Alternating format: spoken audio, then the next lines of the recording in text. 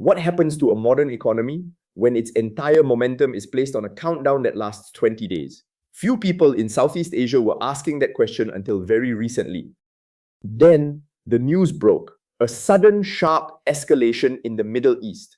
Iran effectively blocked the Strait of Hormuz. That narrow choke point controls 1/5 of the entire global oil trade. Global oil prices did not just climb, they erupted. Brent crude breached its budgeted baseline of $70 per barrel, tearing upward to $119.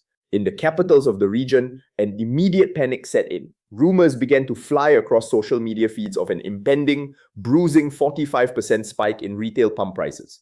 Governments rushed to issue frantic, late-night denials to stop a run on the stations, assuring the public that supplies were safe. But the true crisis is not happening out on the open water. It is ticking down inside a row of concrete storage tanks right here in the region. To see how fast this shockwave travels, you have to stand under the bright red and white canopy of a Pertamina station in Yogyakarta. The air is thick. It smells of hot asphalt, heavy exhaust fumes, and unburnt petrol. The midday heat bounces off the metal frames of hundreds of idling scooters, their engines humming in a low, anxious chorus. The line does not just block the station entrance. It stretches for over a kilometer down the main road, a slow-moving river of plastic helmets and delivery crates, waiting for a fluid that is rapidly running out. This queue is the direct consequence of geography and deep structural history. Decades ago, Indonesia was an oil titan, a proud member of OPEC that pumped far more than it consumed. But production dwindled, population surged, and the archipelago quietly transitioned into a net importer, buying roughly half of its daily fuel from foreign shores. To make matters worse, the physical infrastructure to store emergency fuel was capped at a strict 25-day capacity limit back in the early 2000s. In a stable world, that passably sufficed. In today's world, it means running a country of 270 million people on an absolute knife edge. Right now, actual national fuel reserves have drifted down to between 20 and 23 days. The story is even sharper in the Philippines. Manila imports over 90% of its energy needs, and a staggering 98% of its crude arrives directly from the Middle East. Within weeks of the Hormuz blockade, the country's average oil reserves collapsed from 55 days to just 45 days. When the maritime choke points in the Persian Gulf clam shut, 4 Pertamina tankers find themselves physically trapped inside the conflict zone. Geography dictates that a political standoff in Western Asia instantly halts a motorcycle taxi in central Java. That geographic trap is incredibly expensive to ignore, but the financial math behind keeping the peace is even more brutal. Behind the closed doors of the ministries, finance officials are staring into a massive budget vice. The equation that keeps these nations stable is broken. For Indonesia, every single dollar that a barrel of crude oil rises adds a staggering 10.3 trillion rupiah to the state subsidy bill. That is 608 million US dollars, offset by just 3.5 trillion rupiah in new resource tax revenue, based on a Bank Mandiri estimate. That leaves a 400 million US dollar hole, and that hole will not be filled by oil companies. It will be filled by choices about who absorbs the pain. With global crude touching $119, maintaining a sustained $92 average threatens to balloon the national deficit to 3.6% of gross domestic product. That number matters because after the devastating Asian financial crisis of 1997, Indonesia passed a sacred statutory law. The budget deficit must never exceed 3% of gross domestic product. Breaking that ceiling means breaking the law and destroying the nation's hard-won fiscal credibility. Across the sea, the Philippines is facing its own fiscal wall. Manila is already burning through 20 billion pesos from its Melampaya Natural Gas Fund just to keep power grids from going dark. At the same time, they are scrambling to secure a 1.75 billion US dollars emergency bailout loan from the Asian Development Bank to prevent a systemic economic freeze. Governments are trapped. Break the law or break your people's backs. Those are the only choices. Look at how the leadership is reacting. President Prabowo Subianto recently boarded a plane for a grueling 12-hour non-stop flight to Moscow. Confronted by 800 senior officials about his relentless overseas travel, he defended the mission bluntly. To secure oil, we have to go everywhere. I know no days off. He knows that if subsidized fuel rates soar and prices skyrocket, widespread civil unrest will follow. Meanwhile, his energy minister Balil Lahadalia could only shrug when reporters pressed him on why the state was not buying cheap bulk crude to build a buffer.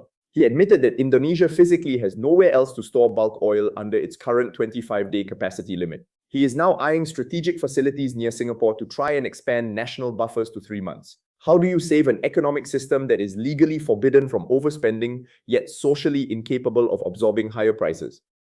The answer is a quiet administrative maneuver that changes who actually pays for the crisis.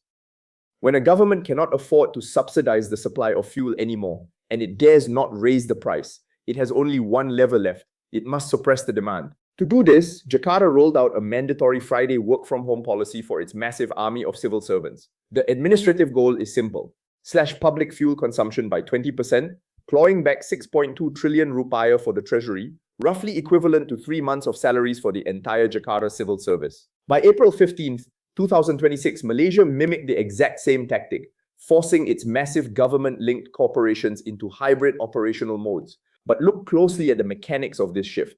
This is not a modern corporate benefit or an organic evolution of the workplace. It is a regressive work tax. By ordering workers to stay home to save the state from burning fuel, the government effectively transfers the operational costs of a global energy crisis off the state's balance sheet and directly onto the household kitchen table.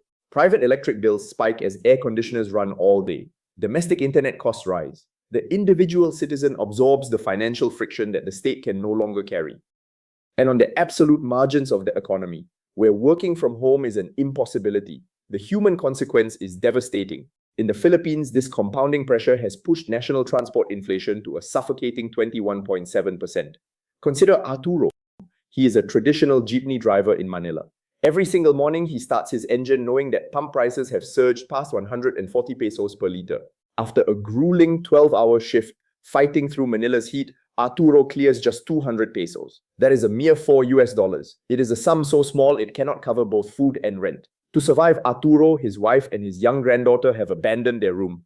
They now sleep on the wooden benches inside his idle jeepney. A few hours away on Boracay Island, Michael Andrade, a local tourist guide, watches the same force erode his livelihood.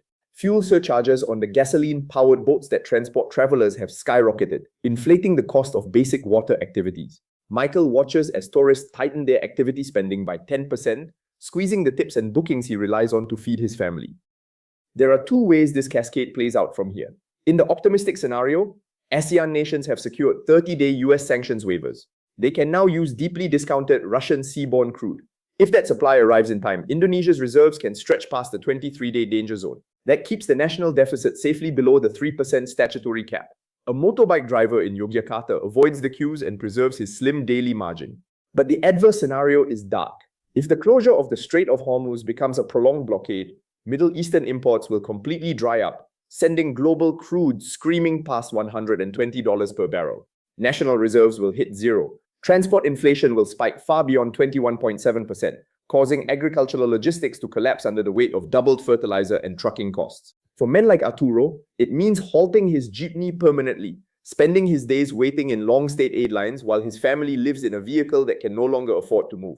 That is the real tension of the fortress. The state's structural deficit is being paid for in human endurance. This entire crisis reveals something profound about the shifting architecture of power inside Southeast Asia. For decades, regional foreign policy was anchored in established frameworks, the five power defense arrangements, bilateral security pacts, and trade alignments built over generations of careful diplomacy. But the raw, immediate pressure of empty fuel tanks dissolves those frameworks in real time. It forces nations into a deeply transactional form of diplomacy where survival outranks ideology. When President Prabowo flies 12 hours to Moscow to negotiate direct crude imports with Vladimir Putin, or when Manila secures a sanctions waiver to take its very first shipment of Russian seaborne crude, the geopolitical map is rewritten by the price of oil. Energy security is not an abstract policy goal anymore. It is the primary driver of international relations. For a long time, mainstream commentary viewed Southeast Asia's extensive network of fuel subsidies as a generous social welfare system designed to protect the poor. What this crisis illustrates is that these subsidies are actually a shield for the state itself, a fiscal buffer that is now running out of room. When global choke points tighten and national storage tanks run low, the state cannot expand its walls. So it transfers the pressure down to the street. The queue at the pump is just the beginning. The bills are still arriving.